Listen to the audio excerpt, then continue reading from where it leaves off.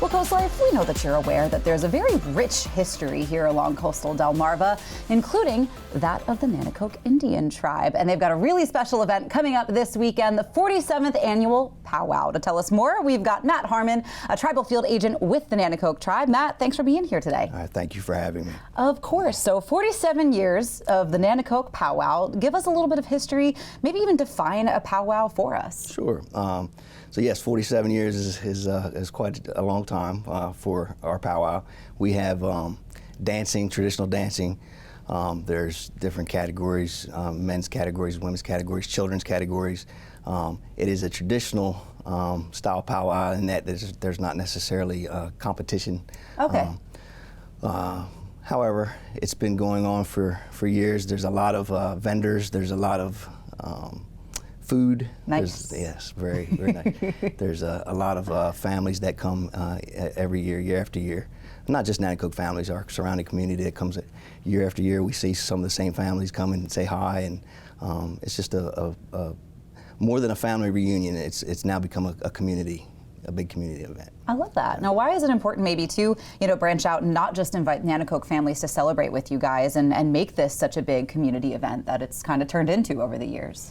I would say it's very important because obviously it's here in Delaware. Mm-hmm. We're Delaware's first people, but the powwow goes back actually not just 47 years. Sure. It's from we got photographs of powwows from the 20s. My Nice. grandmother would tell stories about people talking about those powwows in Riverdale.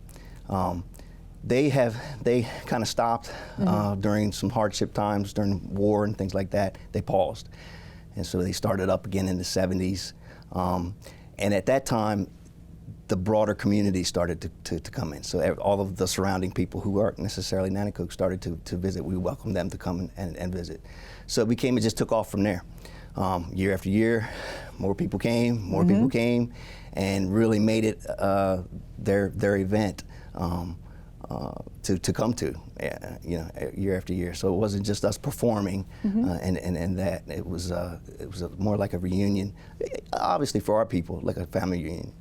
But we do see some of the same families that visit as spectators year after year. That's awesome. Now I know you're also one of the performers, a dancer in the powwow this year.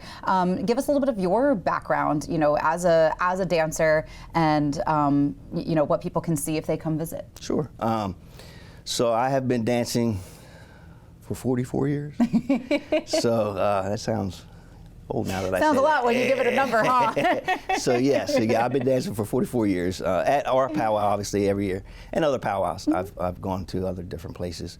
From the time I was young, I can remember my grandmother telling me, "Don't dance for yourself." And other elders have said the same thing. Don't dance for yourself. And I'm like, what do you mean not dance for yourself? You're not out there to dance just for yourself.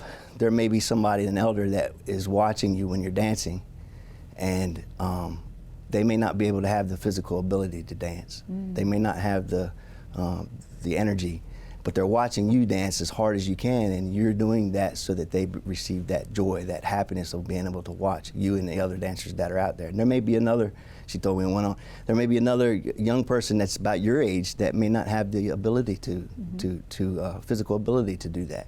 And it may be bringing that person joy. So we're out there celebrating the fact that we have, the ability to dance, move, and have being. And so it's a celebration. It's not just a performance. It's actually a celebration or a depiction of our life in dance, basically. Yeah. So, and each category has that. So traditionally speaking, that's where it comes from. Yeah, so there's a lot to look forward to. It's all happening this weekend. Give us the details, the when, the where, so people know when to show up. Is this a ticketed event? Do people need to buy anything, or can they just show on up? So it is this weekend, September 6th and 7th.